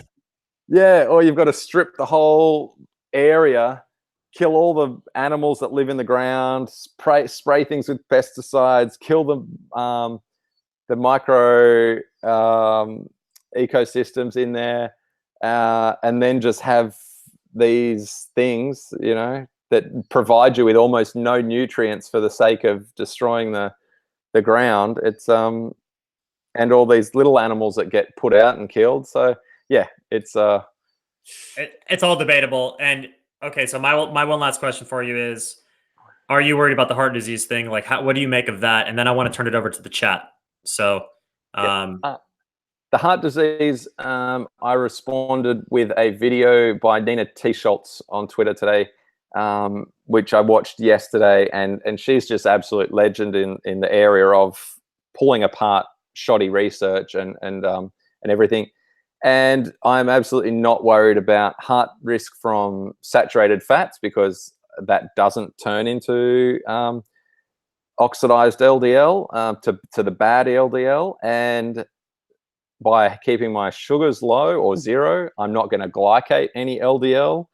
So basically, my heart disease risk of atherosclerosis is extremely, extremely low, because I don't touch any seed oils, which are the other major factor in heart risk. And so I don't have any seed oils. I don't eat deep fried food, of course. I don't eat any processed food, which it's all hydrogenated soybean oils and things. So yeah, my risk of that is incredibly low. And there's another good one in the Low Carb Down Under, where there's a guy that does pull apart the meat studies in the Low Carb Down Under YouTube clips also. So there's a few out there that, yeah, they pull apart the meat studies and just show that it's all correlation. It's nothing to do with causation in these shoddy epidemiology studies, which don't really prove anything. So yeah, absolutely not worried about any risks at all, and quite confident. It amazes me that some people, there's a prominent cyclist vegan in the Pro Tour, who's a smart guy engineering wise, but he, in an interview about a year ago, said that he doesn't eat eggs because of the cholesterol risk. And I was like, oh my goodness, like, here's a guy who's one of the smarter guys in the peloton, and he thinks that you're still going to get bad cholesterol from eating cholesterol. And it's like, oh my goodness, like, all the things that we know about cholesterol, your body produces all of it, you need it to survive. The only problem is if you've got like glycated LDLs that will line the arteries that come from sugar and oxidized fats. Like, you do not get bad LDL, you do not get bad cholesterol from eating eggs. And having high cholesterol is actually they've actually shown it, and it's on the kept on the low down a bit, but it's in all the prominent low carb videos and things, that there's that study where they lowered cholesterol, and the people with lower cholesterol actually had higher, I believe it's Haynes. Yeah, they died. Yeah, they had a higher amount of mortality. So right. It's well, vegans don't look at higher all-cause mortality. They only look at heart disease. So they don't care if other diseases kill you that are further down on the list. They only care about the number one leading killer, which is heart disease. So as long as they survive heart disease but die from some malaria, number 11 on the list, they're okay with that.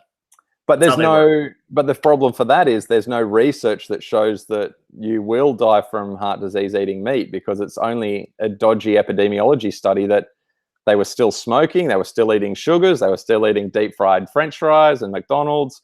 Oh, but they happened to eat meat in that McDonald's burger, so it must be the meat that gave them the heart disease. Right. So that is why the vegans can't say that we'll die of heart disease, because it's just not been proven. It hasn't been studied either way. So, let's just take it out of the guidelines. We don't need to tell everyone, eat as much meat as you want and there'll be absolutely zero risk, because I guess we can't be biased, and that hasn't been proven either. But we can say that it has not been proven that eating meat will give you heart disease. So let's take that off the, guidelines and things. Very well. So let's turn it over to the chat a bit. Anybody who's got any questions for our buddy Pete Jacobs, this is your chance to ask some pretty serious questions to a wide open dude, man. He's got a Kona Ironman World Champion under his belt. Like, that's not going to be every day you get to talk to somebody like this. So get your questions in now. Obviously, if you've been paying attention to this chat, he's been carnivore almost 100% for like 7-8 months now. He's been low carb before that. And he's overall seeing a lot of improvements, especially with his health conditions, which I would imagine is going to definitely translate over to better performance. Like, that actually made me bust up laughing. You said when you got second, right? You had to stop at the porta potty, and who was it? Macca. He said it's the most expensive shit he's ever seen. That was hilarious. Yeah, yeah. Because Uh, I mean, when you stop mid race, and you the guys that you were catching get away, like I said, it's all perception. yeah, And so to have the those morale is races, shot after that, right? yeah, then they're out of sight. By the time I got out of the Portaloo, they're out of sight. It's too I far can't to. even imagine. It's going to be too personal if I ask that, but I can't even imagine the speed racing that you did in that porta potty, trying to seconds are on the clock for the Ironman Championship, and you got to get it's like a nightmare. All right, so Clown Mazard says, does he have any sugar cravings at all? Yeah, you might want to. We kind of covered that, but he might want to Um, shoot that one out for you. yeah, I would say not really. Sugar cravings. Like I said, it's only if there's like cheese in front of me in the fridge, I'll be like, oh, that would taste really sweet, or like a sip of milk. Mm. So I might have a sip of milk, and that's really sweet to me now. But that would be all. But it's not like I don't get sugar cravings. Obviously, there's no hunger flat. There's no low blood sugar effects. I don't feel any of that. So it's not at all a craving. I would say I never get cravings because my blood sugar is just so stable. And if it's stable or it's low, but I don't even know that it's low. The inner fat kid gets to you sometimes, but overall, it's not a physiological like, oh, I have a headache, I need to fix this with Yeah, the McDonald's. not at Um, all. so somebody said, ask him if his heart stings after very big fat meals. No, I haven't had a heart stinging. And like I said, I now am quite pretty high protein, so I don't have huge fat meals that maybe I used to when I was keto. Generally, like I might, if I eat a lot of fat, like if I've cooked a slow cooked brisket and I end up like drinking a lot of the melted fat that's in the liquid, that can make me feel a little bloated. But I mean, I generally just don't have that much fat anymore that I'm going to feel a bit wheezy afterwards. Yeah, I just moderate it with the protein. I should have asked you this earlier. What's your age now? 37 now. Yep. So I think I've still got a good 3, 4, 5 solid years. Like if I Hard can racing. improve. Yeah, yeah, yeah. You There's think you got guys another Kona gold under your belt in the future, or what? that's the plan. I mean, if I can improve this year and then early next year, I can do a really good Ironman. So if I perform really well in my Ironman next year, I'll qualify. And then I would look at doing Kona 2020, but only if I'm like, if I think I can get there on the podium. That's got to be the goal, like top 3. Mm. So I've got to be able to be running like a 2:35 in my head. That would be my goal, which is quicker than my best there is like a 2:41. Mhm. So I've got a lot of training to do between now and getting back to Kona. I'm really like at the very beginnings of getting back into training, really. So I know for that reason there's a lot of improvement, but there's also a lot of work left to do if I'm going to get back to that top rung in an Ironman to qualify and then get on the podium in Kona. Where do you think that your genetics lie in terms of just like flat out, birth God given gifts? What do you think? Where do you think you lie in that? Because you obviously won a gold Ironman with like health problems, you know. So Yeah. where do you think that your physique and physical gifts lie in terms of the competition? Yeah, definitely. Since I was young, I was an endurance athlete. Okay. Ever since like primary school, I won the cross country at my school level like every year, and then I'd progress up through the levels for cross country. But I wouldn't get out of the I wouldn't get to the final of the 100-meter sprint. I had no fast twitch fibers at all. So definitely, that's just the way that I was. And so if people said, "Oh, well, I can't sprint now," it's like, well, I couldn't sprint when I was a Mm. kid, so nothing's changed. And yeah, I think so. Maybe there's a couple of guys that I'm working with now. Like one of them is quite a solid guy. Like he played rugby, and he's the guy that has the sugar fluctuations and gets a bit shaky. And I feel that him and this other athlete I was talking to, like they're quite solid guys, and they're like, "Oh yeah, I put on muscle easily. I don't want to go like high protein because I think I'll put on muscle." And I'm thinking like, hang on, insulin is more anabolic than like protein would be. So for these guys that are big, that eat a high carb diet and have like really big muscle mass, it's like, okay, well, if you've always eaten a lot of carbs, you put on, you're a big muscly person. Like maybe it's like time for you to go, okay, let's try low carb and let's see if we can reduce this muscle mass, because that's going to make it a lot easier to do an Ironman carrying like 5 kilos less of muscle. So I think they're predominantly, obviously their body type is different to my body type, but I think that there's still room for adapting to a better way of like having low carb. So that might be able to, you know, trim them down a little bit. They're not going to be. If they want to lose muscle mass, just tell them to go on the vegan diet. Trust me, they're going to just disintegrate like everybody, like everybody else. Let's see what else we got here. I'm reading off my phone, so this is an interesting one. So, anybody, go ahead and throw up some more questions. Otherwise, I'll just keep conversing here with Pete, and we probably have him on for a few more minutes, and then I'll wrap up solo afterwards. Thank you all for being here and participating. I see everybody's going off on the chat over here, but I'm trying my best not to pay attention. Somebody's asking what your height is, and I think you told us that you're about 70 kilos, right? Around 70, 72. So I'm like 5'10". 5'10", okay. Yeah. So race weight's like 68, but you know, maybe in another year or so that might drop a bit.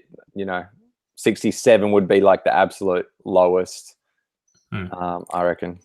I watched your win just leading up to this. I really wanted as much information on you as possible and to give you as much, you know, due respect as I could. But yeah, when you won, man, you had the biggest smile on your face. And even the announcer was saying that you were smiling like the last 30 minutes or something like that, just kind of like cruising. And you had like the mindset down. That was clear, you know, and then you spoke about that in your last interview. It's just wild how that can completely change the way that you show up at the end of the race, especially when everybody's dropping out. Because I saw the interviews, the post race interviews with your main competition, and they were just like, "Man, Pete had it today. Like, there's no way we could even keep up with that."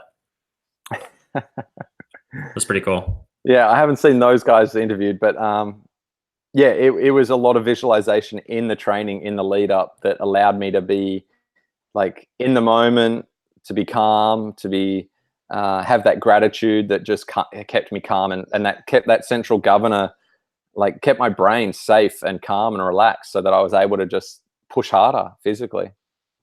Someone says, does he have feel more mental clarity on Carnivore? Well, definitely, because I was having like brain fog when I was on plant-based, and that was part of the autoimmune issues. Like I was getting a lot of brain fog.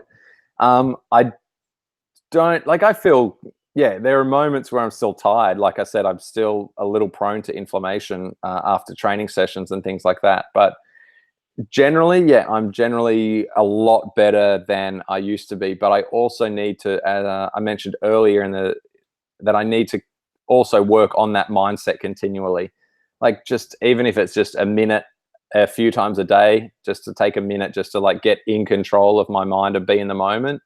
I need to do that a bit more often than I am doing, just to be able to just have that, snap my fingers, be in the moment, and be totally focused 100% on what I'm doing in the moment, and not be like kind of distracted. Like, you know, what have I got on tomorrow? You know, I could be watching this on TV, or like, have I got other emails I've got to get back to?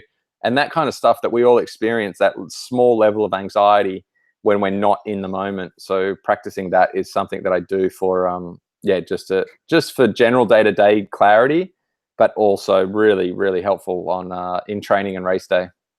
Well, we all know that endurance athletes, they're the sickest in the head individuals. You know, we know you guys like the pain, man, because that's how it was on a bike. You're just sitting on that post and you're just grinding and grinding and grinding.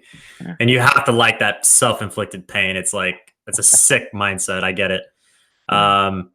So let's see. Somebody said, Eco Steve, he was not plant-based. He ate meat without feet for a while, and that didn't cut it. So Clown Mazard says, what about hair loss? Did he notice it is getting better or worse since going carnivore? I don't know if he has any hair loss. What do you say, Pete? No difference. Same. Same. I've kind of There had you the go. same receding hairline since I was about 18. I've had it since I was 18. I've still got it. It hasn't really moved a lot. So That's funny. The internet, they're just always able to pick out the one thing, you know? And T Tribby wants a shirts off, compare physiques. I don't think that's going to happen today. I'm But not in shape. but thank you for the interest. Um, well, you know what? I think that I'm not seeing too many questions flow through, but if you've got anything to add, Pete, and of course, if you've got anything that you want to share with the audience where they can find information about you, I know you said you had a healthcare practice or coaching practice with your family that you run. If you want to talk about that at all, or I can put that in the description of the video, of course. Yeah, sure. It's just, I mean, live your own fit. It's just a business that is just health and performance. And so it's just about going through with people the main factors of, sleep, nutrition, movement, obviously like exercise and goal setting and mindset stuff.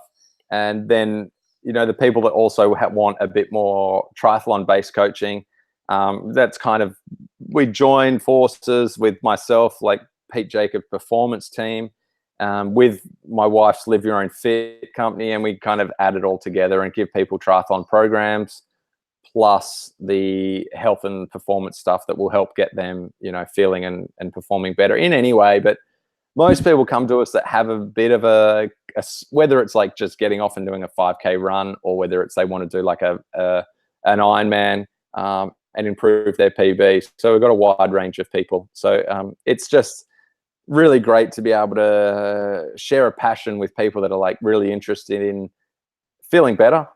Just like, they've got issues and they want to figure it out and they want to learn. So it's great sharing that passion with people who want to learn how to be healthier, and that's it. And I've learned enough in my 20 years time of trying to figure out my answers, of like a lot of modalities, and some work, some don't.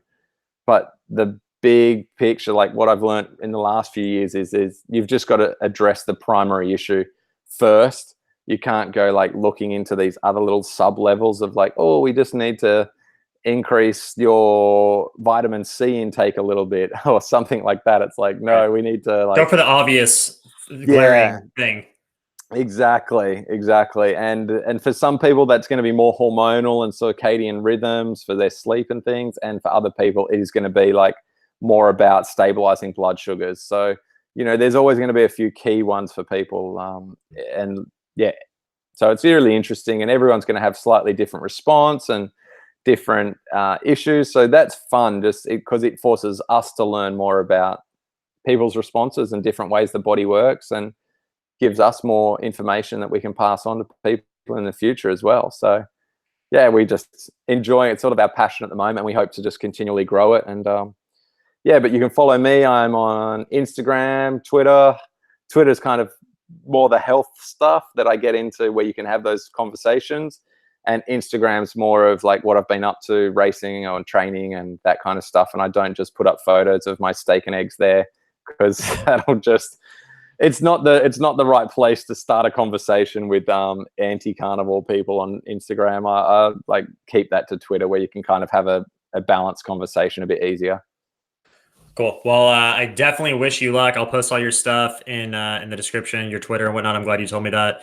But I lived on Big Island for 2 years, so I've spent a ton of time in Kona. Yeah. It's a special place for me. Yeah. It would be very exciting to see you up there on the podium once again, especially after having this conversation. And if you ever have any, vegan specific related questions, feel free to hit me up. I mean, that's what the background that we all have here. It's a big network of us, so we can perhaps throw some information your way as well. So I appreciate you spending your time here with us. Thank you. Great to chat. Yeah. Thanks, all right, everyone. Take care. Yeah. Cheers. Bye. See you later.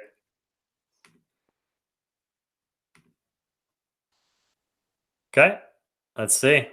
That was Pete Jacobs, everybody. I will post all his information below, as I said, and thank you all for being with us. Thank you for your questions, as usual. Today's a little bit different. I'm like freestyling this because we have the different setup, obviously.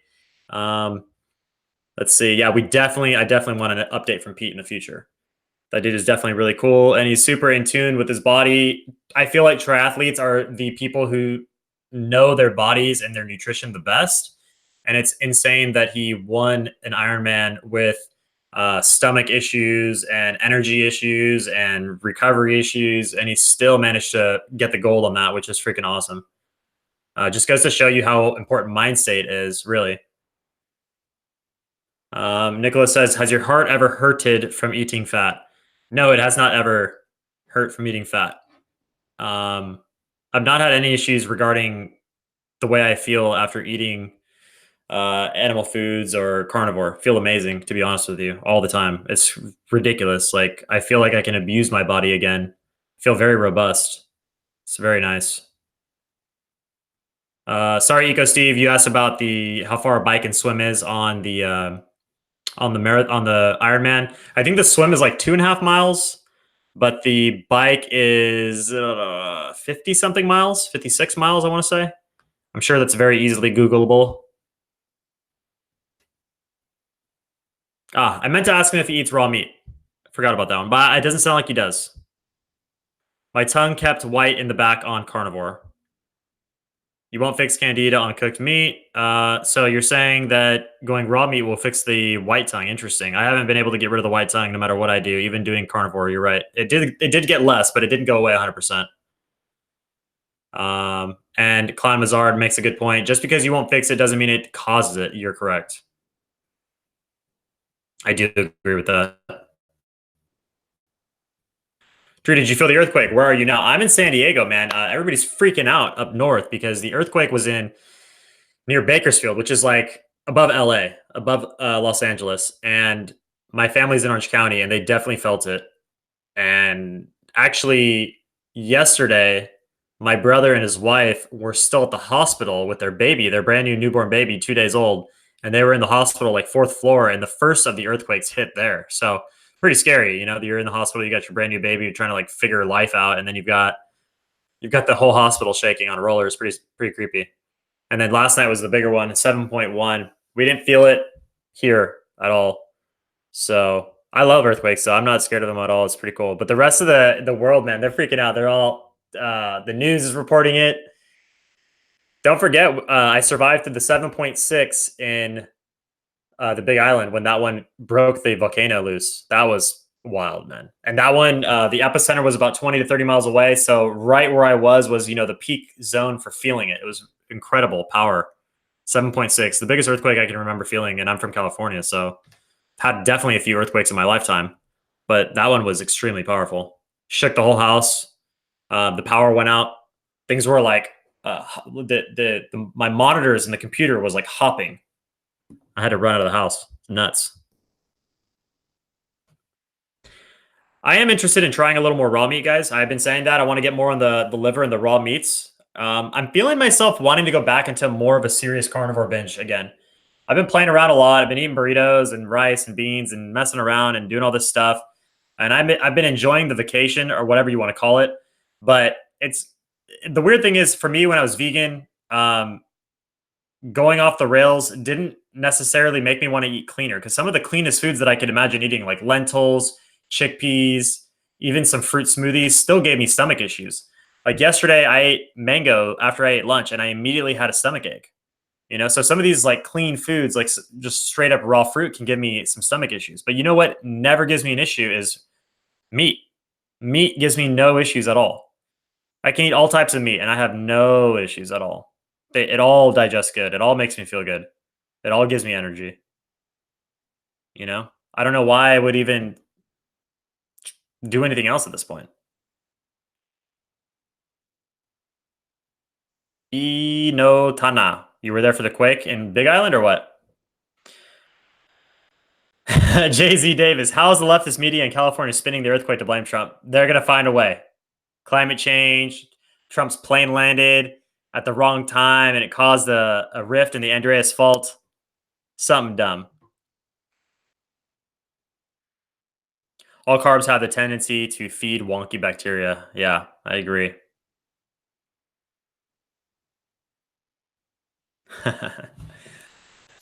All right, guys. I think I'm going to actually cut it a little bit short today.